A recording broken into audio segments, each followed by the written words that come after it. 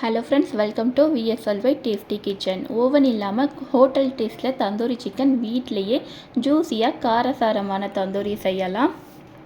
இந்த தந்தூரி சிக்கன் பார்க்கவே செம்ம கலராக இருக்கா, சாப்பிட்டா இன்னும் சூப்பராக இருக்கும். ஸ்கிப் பண்ணாமல் வீடியோவை ஃபுல்லாக பாருங்கள்.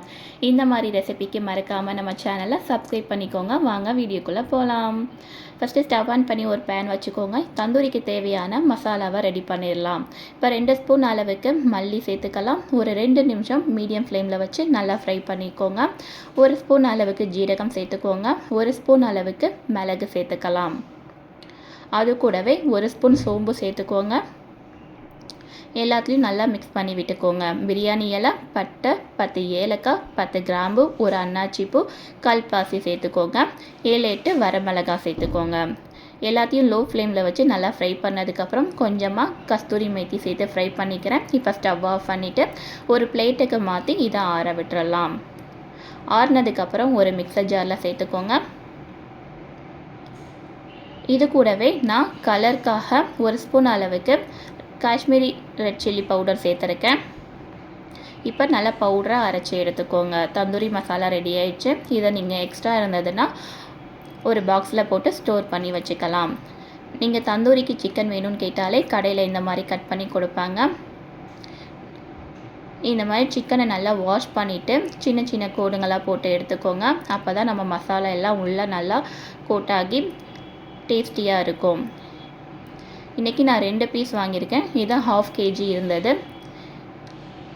இந்த மாதிரி நல்லா உப்பை மேலே தடவி எடுத்துக்கோங்க.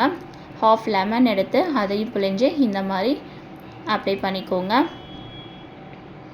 இப்போ இதை ஓரமாக வச்சிடலாம். ஒரு மிக்சிங் பவுல் எடுத்துக்கோங்க. கொஞ்சமாக தயிர் ஆட் பண்ணிக்கிறேன். நம்ம ரெடி பண்ணி வச்சுருக்கிற தந்தூரி பவுடரையும் சேர்த்துக்கோங்க. அது கூடவே 1 ஸ்பூன் அளவுக்கு சாட் மசாலா, 2 ஸ்பூன் அளவுக்கு இஞ்சி பூண்டு பேஸ்ட்டு, டேஸ்ட்டுக்காக உப்பு. நம்ம ஆல்ரெடி சிக்கனில் உப்பு சேர்த்துருக்கோம். இதில் மசாலாக்காக கொஞ்சமாக உப்பு ஆட் பண்ணிக்கோங்க. எல்லாத்தையும் சேர்த்து நல்லா மிக்ஸ் பண்ணிக்கோங்க. இப்போ நம்ம கட் பண்ணி வச்சுருக்கிற சிக்கனையும் இதில் ஆட் பண்ணிக்கலாம். மசாலா நல்லா சிக்கனில் கோட் ஆகிற அளவுக்கு அப்ளை பண்ணிக்கோங்க. இந்த தந்தூரிக்கு இந்த மசாலா தாங்க முக்கியம். இதுதான் ஃப்ளேவரும் டேஸ்ட்டையும் கொடுக்கும். இப்போ மூடி போட்டு ஃப்ரீசரில் நான் 1 ஹவருக்கு அப்படியே விட்டுறேன். இப்போ 1 ஹவர் கழித்து எடுத்து நம்ம ரெடி பண்ணலாம். ஸ்டவ் ஆன் பண்ணி ஒரு பேன் வச்சு எண்ணெய் சேர்த்துக்கோங்க. எண்ணெய் சூடானதுக்கப்புறம் நம்ம கோட் பண்ணி வச்சுருக்கிற சிக்கனையும் இதில் ஆட் பண்ணிக்கலாம். இதை மூடி போட்டு ஒரு 10 மினிட்ஸ் நல்லா வேக விடுங்க. 10 மினிட்ஸ்க்கு அப்புறம் சிக்கன் 2யும் திருப்பி போட்டுக்கலாம். 1 சைடு நல்லா வெந்ததுக்கப்புறம் இன்னொரு சைடு திருப்பி போட்டு அகெயின் ஒரு 10 மினிட்ஸ் நல்லா குக் ஆகட்டும். 2 சைடும் குக் ஆகட்டும்.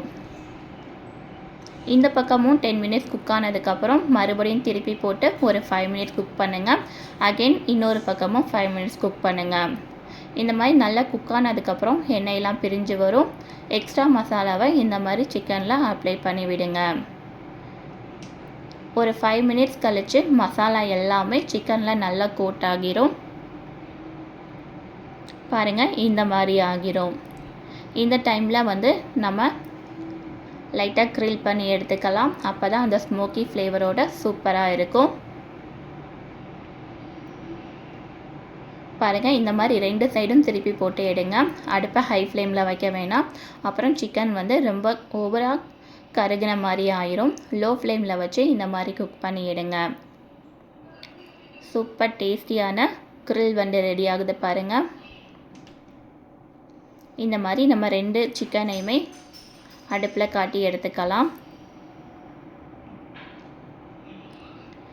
இன்னும் கூட கொஞ்சம் ஃப்ளேவருக்காக நம்ம நெக்ஸ்ட்டு ஸ்டெப் ஃபாலோ பண்ண போகிறோம்.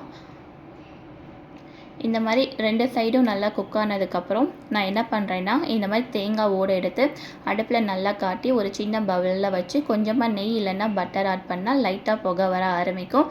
அதை மூடி போட்டிங்கன்னா அந்த ஃப்ளேவர் இன்னுமே சிக்கனுக்கு சூப்பராக இருக்கும். இந்த ஸ்டெப்பை மறக்காமல் ஃபாலோ பண்ணிக்கோங்க. வெளியில் 1000 கொடுத்து வாங்குகிற சிக்கனை விட வீட்டில் பாதி செலவில் இன்னும் டேஸ்ட்டாக செய்யலாம். இனிமேல் ஹோட்டலில் வாங்கவே தோணாது. அந்த அளவுக்கு சிக்கன் சூப்பராக இருக்கும். கண்டிப்பாக இந்த வீடியோ உங்களுக்கு பிடிக்கும்னு நினைக்கிறேன். பிடிச்சா மறக்காமல் நம்ம சேனலை சப்ஸ்கிரைப் பண்ணிவிட்டு இந்த வீடியோவுக்கு ஒரு லைக் பண்ணிடுங்க. தேங்க்ஸ் ஃபார் வாட்சிங்.